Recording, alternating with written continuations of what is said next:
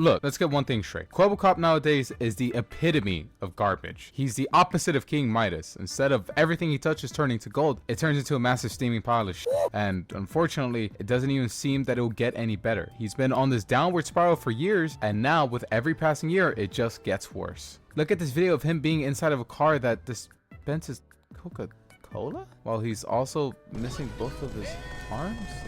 He's just creating these videos for the sake of uploading something, and that's what I want to talk to you guys about today. Kwebbelkop, the example of how not to do YouTube. Hi, my name is Big Papa Tess, and I like to talk about things that I find interesting. If you happen to enjoy the video, then why not give me a like and a sub? It's a small thing for you, but helps me out massively. And while you're at it, why not join the Discord? I'm in there every single day and would love the opportunity to talk to you guys. And now, back to the video. The thing that upsets me the most is that he's actually a grandpa at this point, considering that he's been on the platform for over 12 years now. Although I didn't grow up with Kwebbelkop, it's safe to assume that many of you did, especially given the GTA 5 saga that many YouTubers did, which was over a decade ago. Holy do I feel old saying that. In the beginning, like all YouTubers, he didn't have much of any traction. He was so small that no one really gave him attention. However, that all changed when he discovered the new meta of spamming GTA 5 videos back in the day. Now, that's not to say it worked out immediately. In a matter of fact, it took him months of making GTA 5 content until the algorithm just decided to push him out. He didn't really catch his big break until he made his GTA 5 stunts series, which is pretty self-explanatory.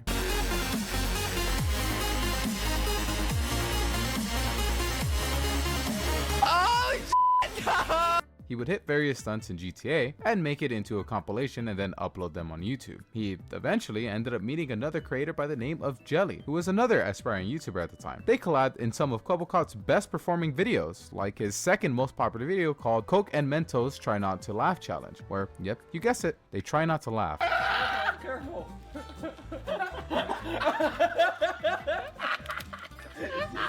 Okay, this is not a smart idea because now all the Mentos are Ew. What riveting stuff. Eventually, due to life reasons, Kwebbel actually ended up stepping away from making content alongside Jelly, which, according to many people, is where Kwebbelkop actually ended up falling off for most. He stepped away from his team he created called Robust, which contained him, Jelly, and another YouTuber, Sluggo, back in 2020. After that, he decided to focus on his own career rather than a team, which is great, and I won't hate on him for it. But Kwebbel started experiencing burnout. Remember, this guy had a daily upload schedule for 9 years. So, what did he decide to do? He had the bright idea to make an umbrella of channels that he would, ultimately, all have a stake in. Think of it like a channel org, right? Closer to more like machinima. He would help bring all these channels up and then reap the rewards once they're up and running, which is actually an incredibly smart idea and not out of the realm of reality nowadays. The biggest channel that does this is called Baby Shark. They're owned by the same Korean company called Pink Frog, formerly known as Smart Study. I mean, the Baby Shark video alone generated $37 million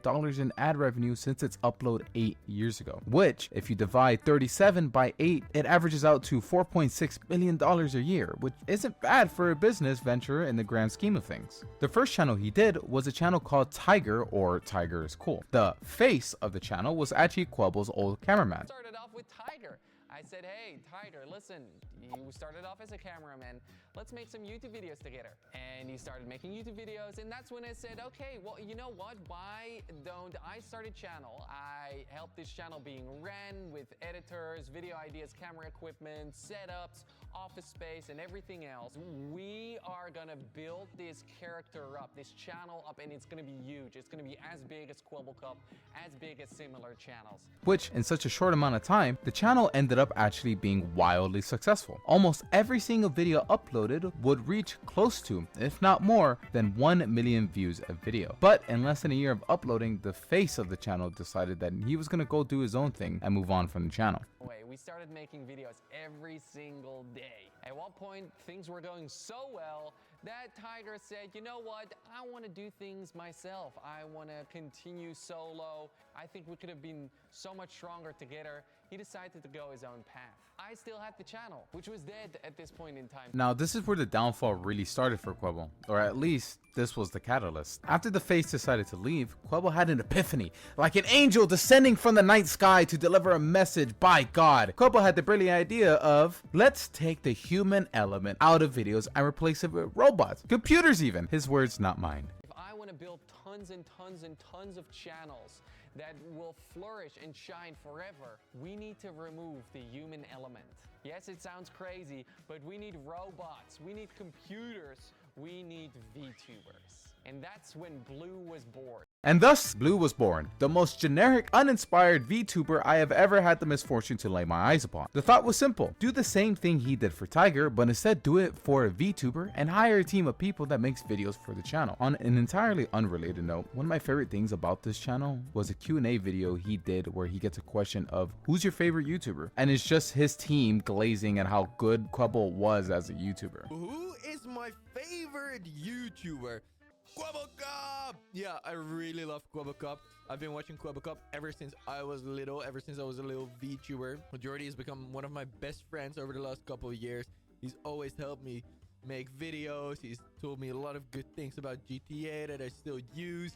I really love doing the recordings with him. But you would think taking the human element out of the video would make it pointless, right? I mean, one of the biggest things many YouTubers recommend is to sell your personality. Take Markiplier, PewDiePie, Jacksepticeye, and countless other YouTubers. They're not even remotely close to being good at video games, but you watch them for their personalities, which has helped them stay relevant for so long. And once again, you'd be correct. Although the channel had experienced growth, it died just as quick. For a channel of over 2.2 million subs, it's kind of shocking that the channel doesn't even break the 100k mark. The newest video on their channel is an AI fox eating the earth, which is somehow GTA 5 related?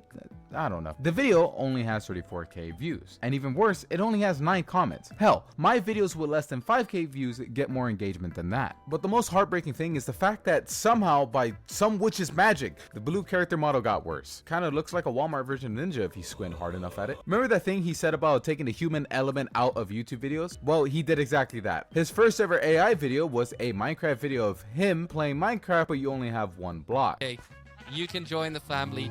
I'm gonna name you. Which absolutely rating bombed into oblivion. With a 3.2k like to 51k dislike ratio, it's a wonder why he even thought this would be remotely a good idea. I mean, was he expecting to win over audiences with this? Because of how poorly his new AI videos received, he decided to make a clickbait, the end of Kwebbelkop AI, that was uploaded to Twitter, where instead of going, yeah, this was and I'm sorry for doing this, he decided to double down and retire the first AI and make a new Kwebbelkop 2.0 that would be better than the last, where he even reveals in the video that the entire announcement was AI generated, which is just a massive slap to the face because this entire announcement just seemed like a tech demo of, hey, look what AI is able to do, rather than him just taking back his own content.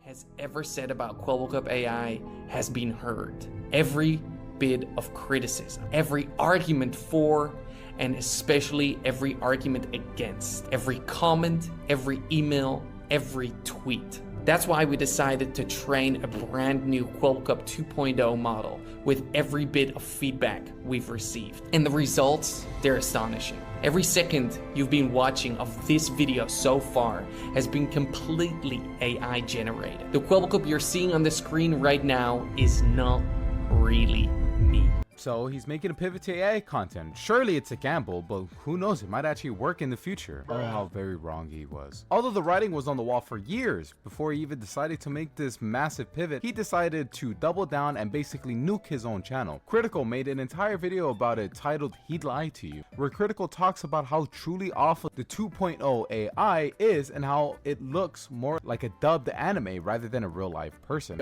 OMG, it's like a dub anime.